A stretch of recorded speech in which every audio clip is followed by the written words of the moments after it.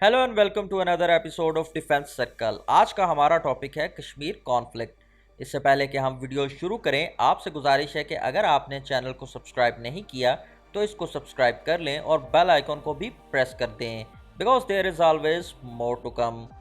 That's been said, let's move to video. Kashmir Himalaya के पहाड़ों में घिरा इलाका है जो कि अपनी खूबसूरत झीलों और लैंडस्केप की वजह से मशहूर है। इसका एरिया 86,000 स्क्वायर माइल्स है। ये माजी में हिंदुस्तान की 550 प्रिंसली स्टेट्स में शामिल रहा है।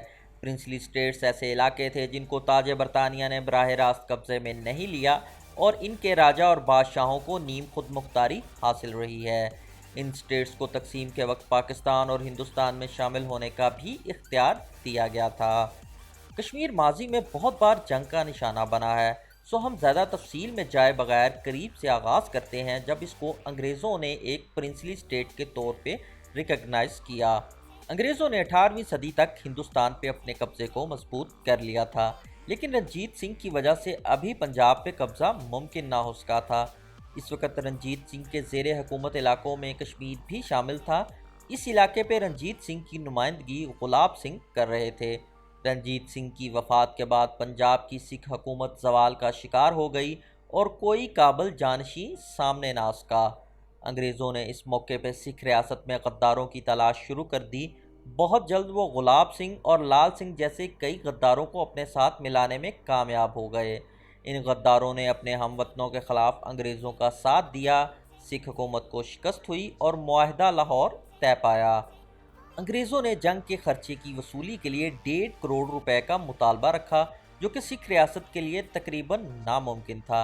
अंग्रेज़ों ने इस रकम के एवज़ कश्मीर और इससे मुल्हका इलाके कब्ज़े में ले लिए, जिनको बाद में गुलाब सिंह को 75 लाख में बेच दिया और इसको यहाँ का महाराजा तस्लीम कर लिया। यूँ कश्मीर 16 मार्च 1846 को एक प्रिंसली स्टेट बन गया, जो हिंदुस्तान में दूसरी बड़ी स्टेट का दर्जा रखती थी। गुलाब सिंह एक हिंदू डोगरा नस्ल से ताल्लुक़ रखने वाले इसके पहले महाराजा थे। नस्ल दर नस्ल बादशाहत का ये सिलसिला हरी सिंह पे ख़त्म हुआ। अंग्रेज़ दूसरी जंग अजीम के बाद हिंदुस्तान पे कब्ज़ा कायम रखने की सलाहियत खो चुके थे। उन्होंने मुल्क को 2 हिस्सों में तकसीम कर दिया और तमाम प्रिंसली स्टेट्स को पाकिस्तान, हिंदुस्तान या खुद मुख्तारी का ऑप्शन दे दिया। इब्तदा में हरी सिंह ने कश्मीर को खुद मुख्तार रखने का फ़ैसला किया। हरी सिंह ने पाकिस्तान के साथ शहरियों की खुसूसी आमदोरफ्त और तिजारत का मुआहदा भी कर लिया। कुछ एक को छोड़ के तमाम रियासतें दोनों बड़ी रियासतों में जम हो चुकी थीं। ये दबाव कश्मीर पे भी बढ़ना शुरू हो गया। चूँकि ये मुस्लिम अक्सरियती इलाका था, इसलिए पाकिस्तान की ये ख्वाहिश थी कि यह पाकिस्तान में शामिल हो जाए। तारीख़ी तौर पे भी ये पंजाब से मुंसलिक रहा है और पंजाब के दरिया भी यहीं से बहते हैं। हरी सिंह ने इस पेशकश को कबूल करने से इनकार कर दिया। हरी सिंह कश्मीर की मुस्लिम अक्सरियत से भी खाइफ था, क्योंकि मुस्लिम अक्सरियत को महाराजा से इम्तियाजी सलूक की शिकायत थी और इनका झुकाव नई मुस्लिम रियासत की तरफ भी था। अगर ऐसा हो जाता तो महाराजा को इक़्तिदार से हाथ धोने पड़ सकते थे। हरी सिंह ने अपने ख़िलाफ़ तहरीक को तशद्दुद से दबाने की कोशिश की और कश्मीर के हालात बहुत ख़राब हो गए।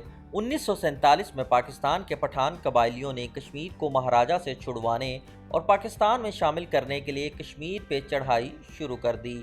महाराजा ने घबरा के हिंदुस्तान से मदद की अपील की। हिंदुस्तान ने मदद के लिए इल्हाक की शर्त रखी, जिसको महाराजा ने कबूल कर लिया और इल्हाक की दस्तावेज़ात पे दस्तखत कर दिए। तब तक कबाइली कश्मीर के एक हिस्से पे कब्ज़ा कर चुके थे, जिसको आज आज़ाद कश्मीर कहा जाता है।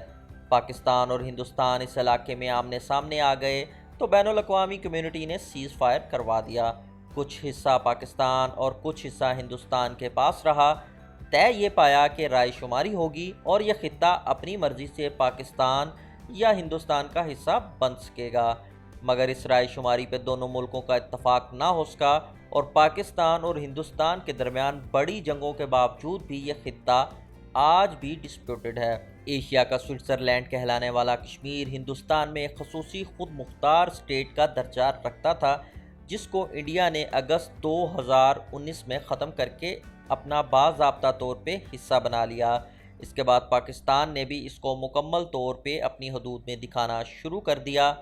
اس وقت یہ خطہ 3 حصوں میں تقسیم ہے، جن میں اقصائی چین چائنا کے پاس، سری نگر ہندوستان اور مظفر آباد پاکستان کے انتظام میں ہے۔ دونوں طرف کشمیری عوام آج بھی اس مسئلے کے حل ہونے کے انتظار میں ہیں۔